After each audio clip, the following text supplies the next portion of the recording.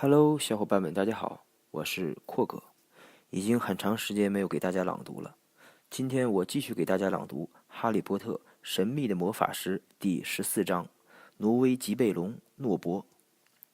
然而，奇洛肯定要比他们所想的勇敢得多。在之后的几个星期中，他看上去确实越来越苍白消瘦，但并没有显出彻底垮掉的样子。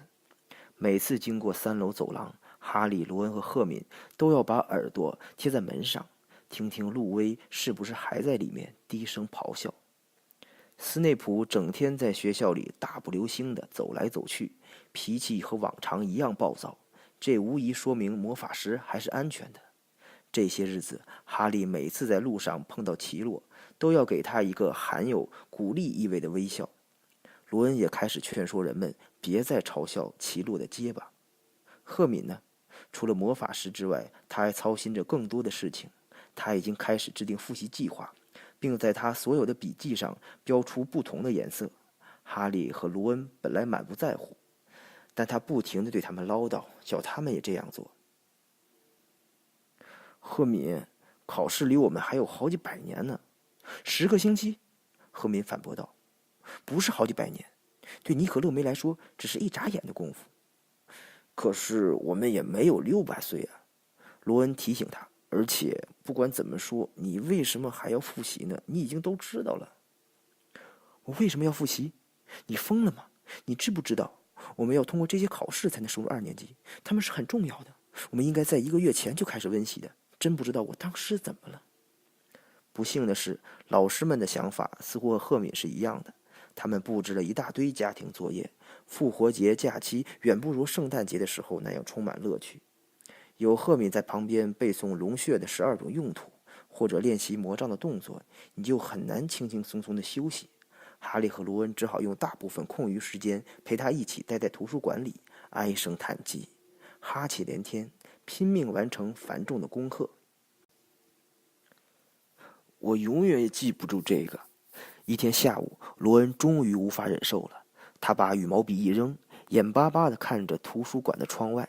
几个月来，他们第一次碰到这样好的天气，天空清澈明净，蓝得像勿忘我花的颜色，空气里有一种夏天即将来临的气息。哈利只顾埋头在千种神奇药草和蕈类里查找白仙。突然，他听见罗恩说：“海格，你到图书馆里来做什么？”海格踢踢哒哒地走了过来，把什么东西藏在了身后。他穿着鼹鼠皮大衣，显得很不合时宜。随便看看，海格说，声音躲躲闪闪，一下子就引起了他们的兴趣。你们在这里干嘛？他突然显得疑心起来。还在查找尼可勒梅，是吗？哦，我们几百年前就弄清楚他是何许人也了。罗恩得意洋洋地说。我们还知道那条狗在看守什么，是魔法石。嘘，海格飞快地四下张望，看有没有人听见。不要大声嚷嚷，你们到底想干什么？说实话，我们有几件事想问问你。哈利说，是关于守护魔法石的机关，除了路威。嘘，海格又说，听着，过会儿来找我，记住，我可没答应要告诉你们什么，可是别在这里瞎猜呀。有些事学生是不应该知道的，他们会以为是我告诉你们的。那么待会儿见，哈利说。海格踢踢哒哒地走了。他把什么东西藏在背后？赫敏若有所思地说。你认为会与魔法师有关吗？我去看看他刚才在看什么书。罗恩说，他读书早就读得不耐烦了。1分钟后他回来了，怀里抱着一大堆书，把它们重重地扔到桌上。龙，他低声说，海格在查找关于龙的资料，看看这些，大不列颠和爱尔兰的龙的种类，从孵蛋到涅槃，养龙指南。海格一直想要一条龙，我第一次见到他时，他就对我这么说过。哈利说道。但这是犯法的，罗恩说。1709年的巫师大会上正式通过了禁止养龙的法案，这是每个人都知道的。如果我们在后花园里养龙，就很难不让麻瓜注意到我们。而且你很难把它们驯服，这是很危险的。你真应该看看查理身上那些被烧伤的地方，都是罗马尼亚的野龙给他留下的。可是不列颠就没有野龙吗？哈利说。当然有，罗恩说道，有普通威尔士绿龙和赫布里丁黑龙。我可以告诉你，魔法部有一项工作就是隐瞒这些野龙的存在。我们的巫师不得不经常给那些看到野龙的麻瓜们念咒，使他们把这件事忘得一干二净。那么海格到底想做什么呢？赫敏说。1小时后，他们敲响了狩猎场看守的小屋门。他们吃惊地发现，所有的窗帘都被拉得严严实实。海格先是喊了一句：“谁呀？”才让他们进屋，接着又赶紧回身把门关上了。小屋里热得令人窒息，尽管是这样一个温暖的晴天，壁炉里还燃着熊熊的旺火。海格给他们沏了茶，还端来了白柚三明治。他们婉言谢绝了。这么说，你们有话要问我？是的，哈利说，没有必要拐弯抹角。我们不知道你能不能告诉我们，除了路威以外，守护魔法石的还有什么机关？海格朝他们皱起了眉头。我当然不能说，他说，第一，我自己也不知道；第二，你们已经知道的太多了，所以我即使知道，也不会告诉你们。那块石头在这里是很有道理的，它在古灵阁差点被人偷走。我猜你们把这些也弄得一清二楚了吧？真不明白你们怎么连路威的事都知道。哦，海格，你大概是不想告诉我们吧？你肯定知道的，这里发生的事情有哪一件能逃过你的眼睛呢？赫敏用一种甜甜的奉承的口气说。海格的胡子抖动起来，他们看出他在笑呢。实际上，我们只想知道是谁设计了那些机关。赫敏继续说道，我们想知道，除了你以外，邓布利多还相信谁能够帮助他呢？听了最后这句话，海格挺起了胸脯。哈利和罗恩对赫敏露出满意的微笑。好吧，对你们说说也无妨，让我想想。他从我这里借去路威，然后请另外几个老师施了魔法。斯普劳特教授、弗利维教授、麦格教授，他扳着手指数着。奇洛教授，当然了，邓布利多自己也施了魔法。等一下，我还忘了一个人。哦，对了，是斯内普教授。斯内普？是啊，难道你们还在怀疑他？瞧，斯内普也帮着一块保护魔法石了，他不会去偷他的。哈利知道罗恩和赫敏内心的想法跟他一样，既然斯内普也参加了保护魔法石的工作，他一定很容易弄清楚其他老师设下了什么机关。他很可能什么都知道了，似乎只除了奇洛的魔法和怎样通过路威。只有你一个人知道怎样通过路威，是吗，海格？哈利急切地问。你不会告诉任何人的是吗？即使是老师也不会告诉，是吗？除了我和邓布利多，谁也别想知道。海格骄傲地说。那就好，那就好。哈利对其他人小声咕哝了一句。海格，我们能不能开一扇窗户呢？我热坏了。不能，哈利，对不起。海格说。哈利注意到他朝壁炉那儿扫了一眼，哈利便扭头看着炉火。海格，那是什么？其实他已经知道了，在炉火的正中央，在水壶的下面卧着一只黑乎乎的大蛋。海格局促不安地捻着胡子说：“那是……那是从哪儿来的？”海格，罗恩说着，蹲到火边，更仔细地端详着那只大蛋。肯定花了你一大笔钱吧？赢来的，海格说。昨晚我在村子里喝酒，和一个陌生人玩牌来着。说实在的，那人大概正巴不得摆脱他呢。可是等他孵出来以后，你打算怎么办呢？赫敏问。我一直在看书，海格说着，从他的枕头底下抽出一本大部头的书。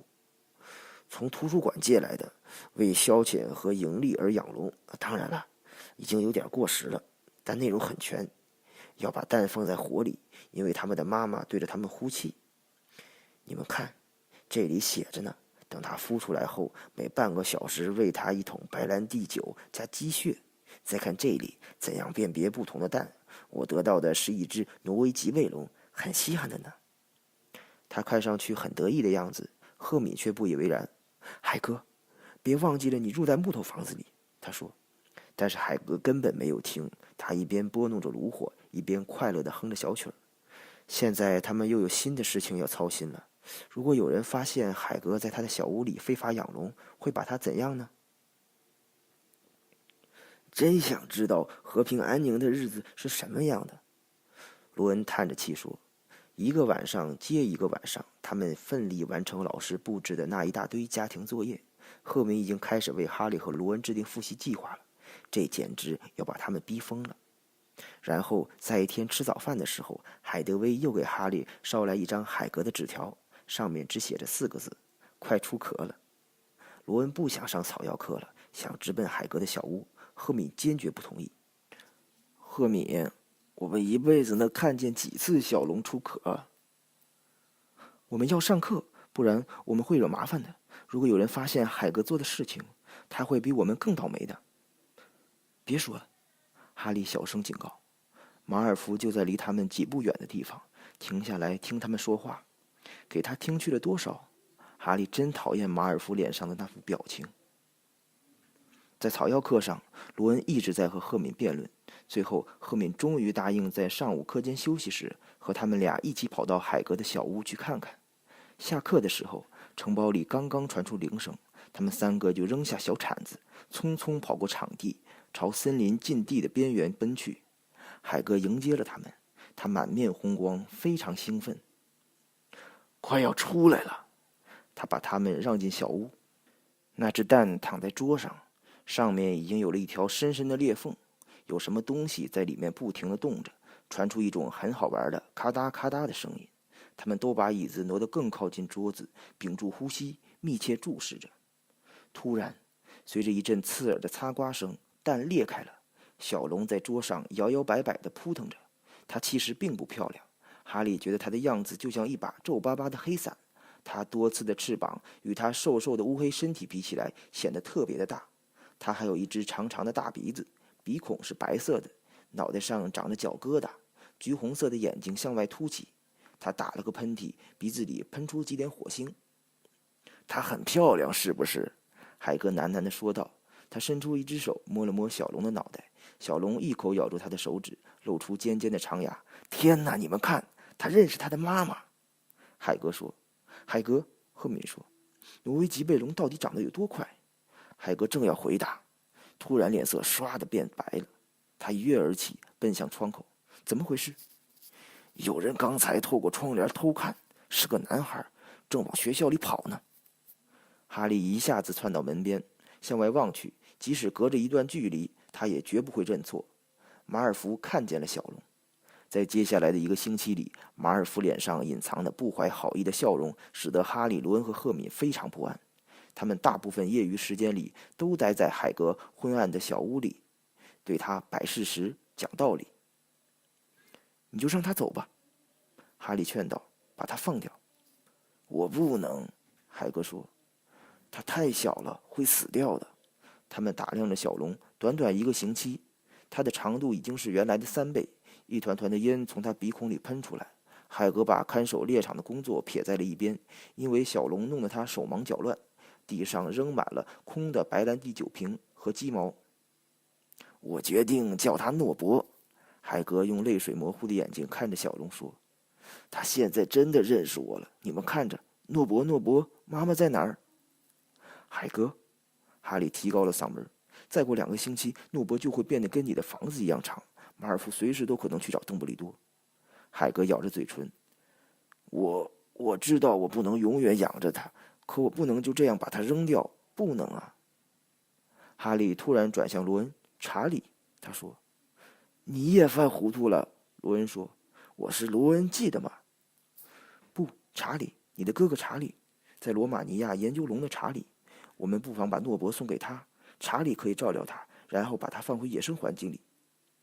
太棒了，罗恩说。怎么样，海格？最后，海格总算同意他们先派一只猫头鹰去问问查理。接下来的1个星期简直度日如年。星期3晚上，在别人都已上床睡觉之后，赫敏和哈利仍坐在公共休息室里。墙上的钟刚过12点，肖像洞突然被打开了。罗恩脱下哈利的隐形衣，仿佛从天而降一般。他刚才到海格的小屋去帮他喂诺伯，诺伯现在开始吃用木板箱装的死老鼠了。他咬我了，罗恩说，给他们看他的手，上面包着沾满血迹的手绢。我1星期都没法拿笔了，告诉你们吧，龙是我见过的最可怕的动物。可是看海格对待它样子，你还以为它是一只毛茸茸的小兔乖乖呢。它咬了我以后，海格还不许我吓唬它。我走的时候还听见他在给他唱摇篮曲呢。漆黑的窗户上传来一阵拍打声。是海德薇，哈利说，赶紧过去把他放了进来。他肯定带来了查理的回信。3个人脑袋凑在一起看那张纸条。亲爱的罗恩，你好吗？谢谢你给我写信，我很高兴收养那只挪威吉贝龙，但是要把它弄到这儿来不太容易。我认为最好的办法是先把它送到我的几个朋友那里，他们下个星期要来看我。麻烦就在于千万不能让别人看见他们非法携带一条龙。你能否在星期6的午夜把吉贝龙带到最高的塔楼上？他们可以在那里与你会面。趁着天黑把龙带走。请尽快给我回音，爱你，查理。3个人面面相觑。我们有隐形衣呢，哈利说，应该不会太难。我认为隐形衣足够遮住我们2个人和诺伯。罗恩和赫敏立刻就同意了。这说明下个星期的日子是多么难熬，怎么都行，只要能摆脱诺伯还有马尔福。事情出了麻烦。第2天早晨，罗恩被咬的那只手肿成了原来的2倍。他不知道去找庞弗雷夫人是不是妥当，他会不会看出来这是被龙咬伤的。然而到了下午，他就没有别的选择了，伤口变成了一种难看的绿颜色，看来诺伯的牙齿是有毒的。1天的课上完之后，哈利和赫敏飞快地赶到医院，发现罗恩躺在床上，情况非常糟糕。不光是我的手，他低声说，虽然他疼得像要断了一样，更糟糕的是，马尔福对庞弗雷夫人说他要向我借一本书，这样他就进来了，尽情地把我嘲笑了一通。他不停地威胁说他要告诉庞弗雷夫人是什么东西咬了我。我对庞弗雷夫人说是狗咬的，但我认为他并不相信。我不应该在魁地奇比赛时跟马尔福打架，他现在是报复我呢。哈利和赫敏竭力使罗恩平静下来。到了星期6午夜，就一切都结束了，赫敏说，但这丝毫没有使罗恩得到安慰。恰恰相反，他腾地从床上坐了起来，急出了一身冷汗。星期6午夜，他声音嘶哑地说道，哦，糟糕，哦，糟糕！我刚想起来，查理的信就夹在马尔福借走的那本书里面，他一定知道我们要弄走诺伯了。哈利和赫敏没有来得及回答，庞弗雷夫人正好在这个时候走了进来，叫他们离开。他说罗恩需要睡觉了。已经来不及改变计划了，哈利对着赫敏说，我们没有时间再派一只猫头鹰去找查理，而且这大概是我们摆脱诺伯的唯一机会了，我们不得不冒一次险。我们有隐形衣呢，这是马尔福不知道的。他们去通知海格时，发现大力狗牙牙坐在门外，尾巴上包着绷带。海格打开窗户跟他们说话，我不能让你们进来，他喘着气说，诺伯现在很难对付，我拿他没有办法。他们把查理来信的事对他说了，他的眼里噙满泪水，不过这也可能是因为诺伯刚刚咬住他的腿。没关系，他只咬了我的靴子，他是在玩耍呢。说到底，他还是个小毛娃呀。小毛娃用尾巴梆梆地敲着墙，震得窗户咔咔直响。哈利和赫敏走回城堡，心里盼望着星期6早点到来。海格就要跟诺伯告别了。哈利和赫敏如果不是忧心忡忡地想着即将采取的行动，一定会为海格感到难过的。那是一个漆黑的阴云密布的夜晚，他们到达海格的小屋时已经有点晚了。因为皮皮鬼在门厅里对着墙壁打网球，他们只好一直等到他离开。海格已经把诺伯装进一只大板条箱，准备就绪了。给他准备了许多老鼠，还有一些白兰地酒，够他一路上吃的了。海格用沉闷的声音说，我还把他的玩具熊也放了进去，免得他觉得孤单。板条箱里传出了撕扯的声音，哈利觉得似乎玩具熊的脑袋被扯掉了。再见，诺伯。海格抽抽搭搭地说：“妈妈不会忘记你的。”哈利和赫敏用隐形衣罩住板条箱，随即自己也钻到了袍子下面。怎么把板条箱搬到塔楼上去呢？他们心里没底。随着午夜一分分的临近，他们抬着诺伯走到上门厅的大理石台阶，走过漆黑的一片的走廊，上了一层楼又上一层楼。尽管哈利抄了近路，也一点不省劲儿。快到了，他们到了最高塔楼下面一层的走廊上。哈利喘着气说：“前面突然有了动静，吓得他们差点扔掉了手里的箱子。”他们忘了自己已经隐形，赶紧退缩到阴影里，看着离他们10来步远的地方，两个黑乎乎的人影在互相扭打，一盏灯在闪亮。施麦格教授穿着格子花纹的衬衣，戴着发网，揪着马尔福的耳朵。“关禁闭！”他喊道，“斯莱特林扣掉20分，半夜3更到处乱逛，你怎么敢？”“你没有明白，教授，哈利波特要来了，他带着一条龙，完全胡说八道，你怎么敢编出这样的谎话？走，我倒要看看斯内普教授怎么处置你，马尔福。”摆脱了马尔福之后，通向塔楼的那道陡直的旋转楼梯似乎是世界上最轻松的一段路程了。他们一直来到寒冷的夜空下，才脱掉了隐形衣。多好啊，终于又能自如地呼吸了。赫敏还跳了一种快步舞。马尔福就要被关禁闭了，我真想唱歌。别唱，哈利提醒他。他们一边等待，一边咯咯地嘲笑马尔福。诺伯在箱子里剧烈地动个不停。大约10分钟后，4把扫帚突然从黑暗中降落了。查理的朋友都是性情快活的人，他们给哈利和赫敏看了他们临时拴好的几道绳索，这样他们就能把诺伯悬挂在他们中间了。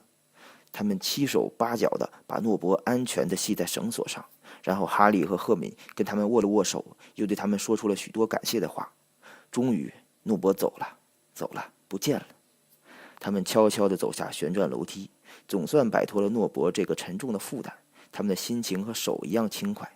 龙走了，马尔福将被关禁闭，还有什么能破坏他们的这份喜悦呢？答案就在楼梯下面等着呢。他们一跨进走廊，费尔奇的脸就突然从黑暗里显现出来。“糟了，糟了，糟了！”哈利低声说，“我们有麻烦了。”他们把隐形衣放在塔楼顶上了。咻